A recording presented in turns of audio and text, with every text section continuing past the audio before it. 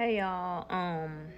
So today is the 4 year anniversary of one of my best friends being taken from her loved ones due to domestic violence. Her husband was in the army, and she was a military spouse. And I definitely want to be an advocate for people that are dealing with PTSD and stuff like that, and spouses who are dealing with abusive husbands. Like, if you have an abusive husband and you go to your husband's chain of command, or even if it's your wife and she's abusive, and you go to her chain of command and they don't do anything,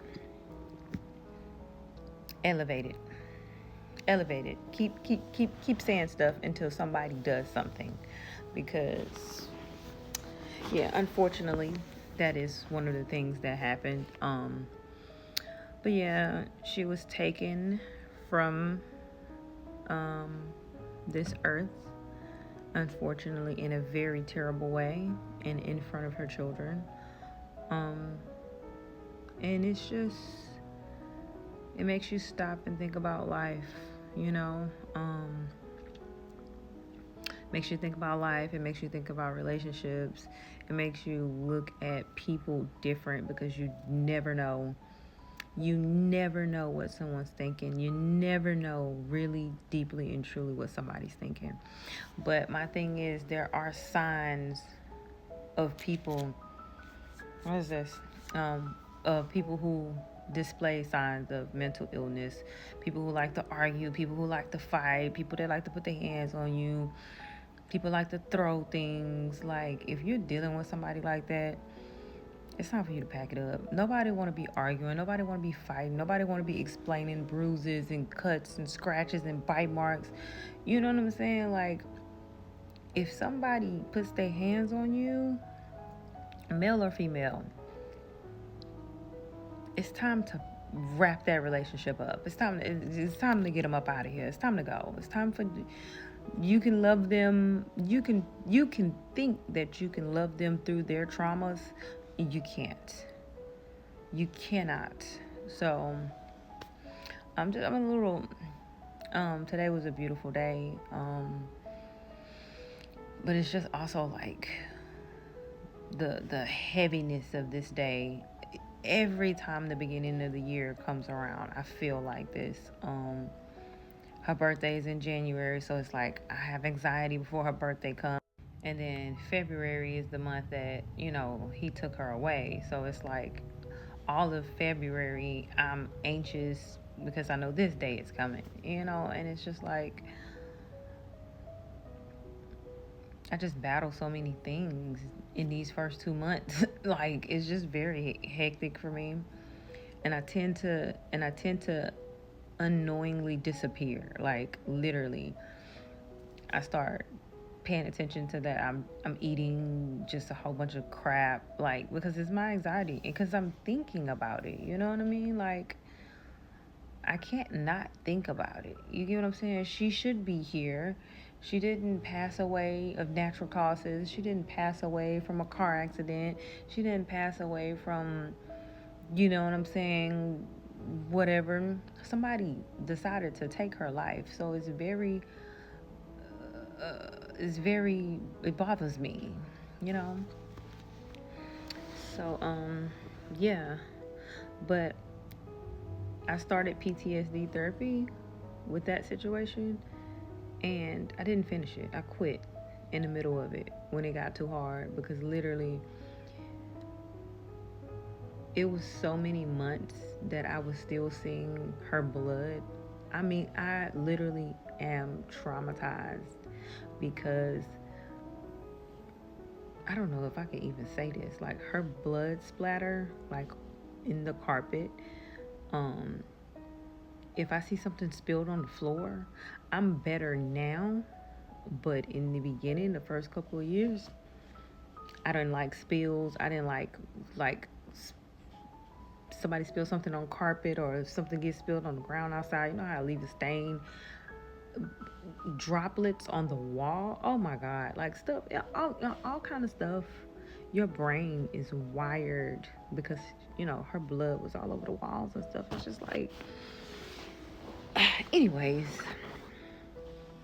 But I didn't finish the PTSD therapy. I quit, and then I tried to do a podcast, which I filmed the first portion of it, and then I quit. Set up all the appointments to talk to women, and then I quit. And I get mad about it every day because I want to talk about some of this stuff so bad. I want to tell y'all what happened, how I found out, um, like the day of, the day before, the days leading up to it, the things me and her talked about before it happened. Like, it's just the sheer chilling story. I also want to talk about how they keep making these stories about her on TikTok. Some at least every couple months. But yeah, like every so often, like every couple months, either one of my friends or my family members or write me and send me a link to either YouTube or TikTok about people making these falsified, fictitious stories about what happened and how she got killed and all this other stuff. And I just be looking at this stuff like, y'all people really have no morals. Y'all have no standards. Y'all do anything for clickbait. That's why y'all shouldn't believe anything that people say about anybody on the internet unless you know for sure that it's facts. Like, the internet is stupid sometimes. But I get so mad when I see that stuff because it's like, if it's not their family or whatever, now I don't really watch crime shows, but if it's on TV, I know they done their research. But that TikTok stuff, I don't. I might get caught up in one that slide across Facebook or something, but I don't take that stuff as face value because they be making up some of that stuff. But there's so many about Tashi. I guess because he was in the army and the manner of what he did to her was diabolical, and the fact that he did it in front of their kids also adds to the element of like, damn. Anywho, I've been feeling like I needed to get that out all day. Um, so yeah. But yeah, I feel like I just go into a shell in January, in February, really and truly. I do. I do it every year. I try not to, you know. And then this is my first year of not really drinking alcohol. So it's like I'm processing all these emotions in a sober mind. Boy, when she first passed away, you could get me away from a bottle. I'm not even lying. You couldn't get me away from a bottle. I was still in the army, so I couldn't do anything else but drink. And I got videos in my phone right now of me turning up whole bottles. Baby, I was lost. Lost. Okay? Also lost because the feeling of guilt because I was supposed to go to her house that night. Like, all that stuff is just like, oh my God. But, she has an amazing family. Her kids are doing amazingly in life. And I'm going to get back to the podcast. I promise I'm going to get back to that podcast because it just feels like I need to give women a platform to tell their survival stories, even if you're a family member who lost somebody to domestic violence and you want to speak on your experience through that. You know what I'm saying? We see a lot when we're friends of people who go through domestic. So we see a lot when we're friends and family members of somebody who go through domestic violence. But I do want to say, if you know somebody who is actively being abused, when you talk to that person, handle them with genuine care. Please don't. You need to leave him, you need to leave him, you need to leave him, because it's not easy. Have you ever been in a relationship where you were manipulated and it was no abuse and you just loved that man's dirty draws, or you loved that woman to death and she was running all over you? Add a manipulation factor times 10 with abuse, financial abuse, emotional abuse, physical abuse. Add all that in. Abusers use money to keep people there. They use top kids. They use things like tactics like ruining your life. This one lady told me a story. Baby, the man that she was dealing with, he would go up to her jobs and get her fired from every job she would go work at. Every time she tried to leave him. Every time she tried to leave him, she would go to her. She would leave this man. She moved states, and he still found her. That's what I'm talking about. Sometimes these situations are not easy to. So don't be so hard on the man or the woman. Like, men are not stupid. Women are not stupid for staying by somebody who they think that they can love through these symptoms, So, but yeah, I want to pick the podcast back up. But yeah, that's my suggestion. Just help them, talk to them. Help them come up with a plan, but also advise them not to tell the person that they want to leave. Don't ever tell him or her that you want to leave. Because female abusers, they get away with it more because it's always, people are used to the man being the aggressor, so it's hard for society to see that the woman is actually being abusive. But I've seen a woman who was abusive before to a man, like sheer terrorized, fighting, picking up objects, blocking him in. Like, I've seen this stuff with my own eyes in my own family. So female abusers are real, and they get away with a whole lot more. Because if the man hit her from fighting back, he gonna go to jail. So yeah, if you know somebody, male or female, just talk to them. Be a listening ear. Don't be so judgmental, and don't be so hard on them when they leave them and then go back. Even though you know better, that's because you're not manipulated. You're not in the situation. So you can see clearly. You don't have kids with that person. So you can see clearly. All your finances aren't tied to that person. So you can see clearly. It is very hard to get yourself out of a regular situation and start over from scratch. So imagine getting out of a terrible situation and start off scratch. It's not easy to get up and leave. Because where are you going with 2 kids? When your kids have a whole life, they have schools, they have friends, they have systems. Nobody wants to do that. No man or woman wants to do that. No man wants to leave his kids with a woman who's abusive. Because if he leaves an abusive woman, she might start abusing the kids. Same thing with the woman. You get what I'm saying? Like, if she leave with her 2 kids, she probably ain't got no money. She probably ain't got no car. She ain't got nowhere to go. The man has 9 times out of 10, he has isolated her from all of her friends or her family. That is a tactic. Women isolate their men from their family too. Because that is a tactic that abusers do. They isolate you from all your friends and your family. So there's nowhere for them to go. And men are too prideful to reach out for help. So men are more likely to stay in abusive relationships. Because they're not finna go tell their homeboy, hey, my girl beating me up. They're not finna go say that. A woman will most likely tell somebody that she's being abused, but a lot of times she's not gonna tell a lot of people. I saw some things.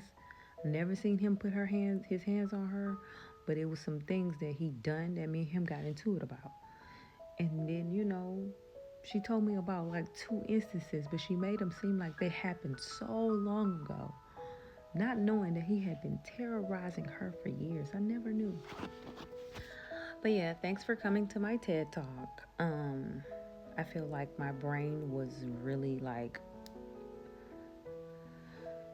I feel better. She's in heaven. She doesn't have to deal with the things that are going on in the world. Her kids are good. We all miss her.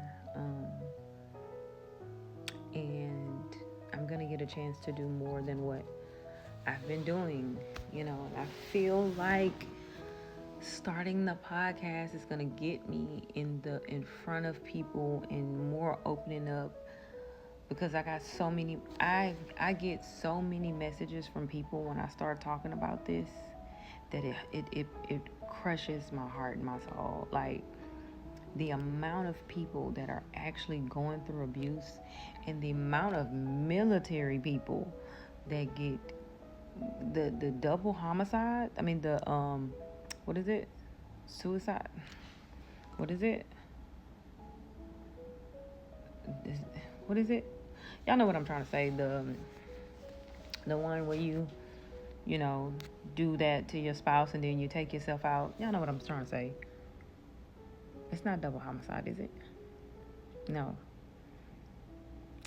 Y'all know what I'm trying to say. But the amount of those that happen, diabolical. It's one that happened on Fort Stewart, maybe like a year ago, 2 years ago, a year ago, where the whole family is gone. The man, the wife, and the children are no longer here. Yeah. That was very gut-wrenching, because, you know, that's all I was seeing on my timeline, and I couldn't stomach it. I really couldn't. And a lot of people that I know knew her. It just was like, then there was another incident. It's so many incidents. I gotta start the pod up, y'all. I got the platform. Wesley is literally waiting on me to come film it. Part 1 got done already. I didn't like the angle in which I was holding my head. It really was a terrible angle. I don't know why I was talking like this, but I was like, but it's like I ordered all these like domestic violence ribbons that I want to give to all the guests. Like, it's just, I got ideas and I'm gonna put them into fruition. Like, I'm about to post some videos and stuff of my girl, and rest in peace Tashianna Johnson, rest in peace to her. So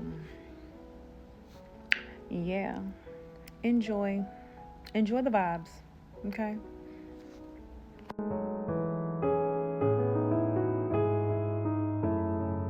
Sexy face. I guess. Wait. Okay, you gotta do. It's a video.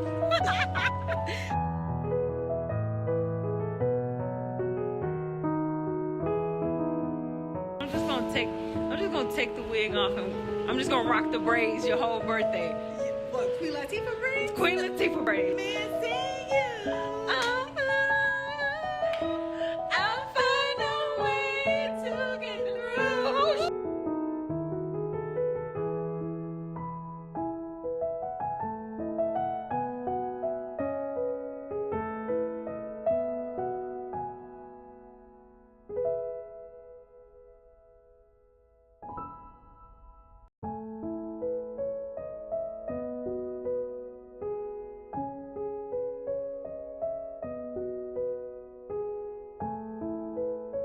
Happy birthday to you.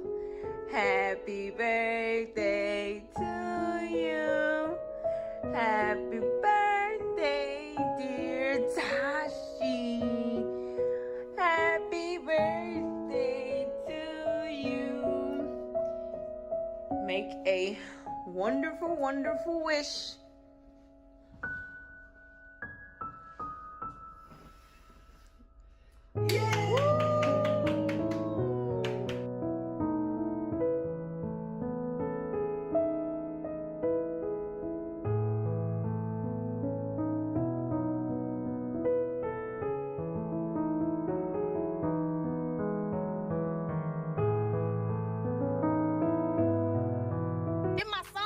Did my song. Hey. Ah! Be like, what you talking about?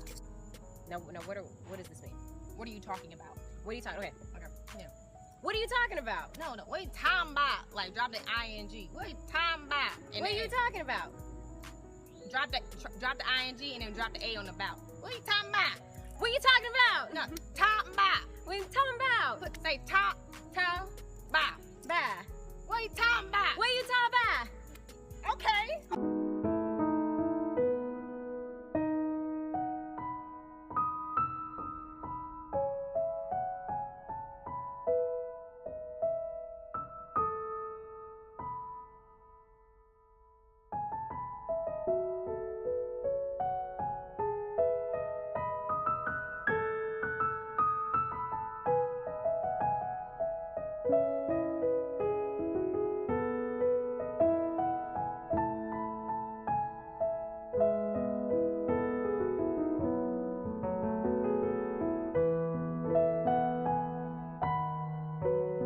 Tashi.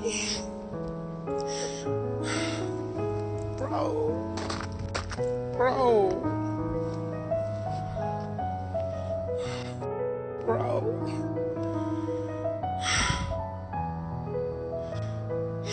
Baby mama.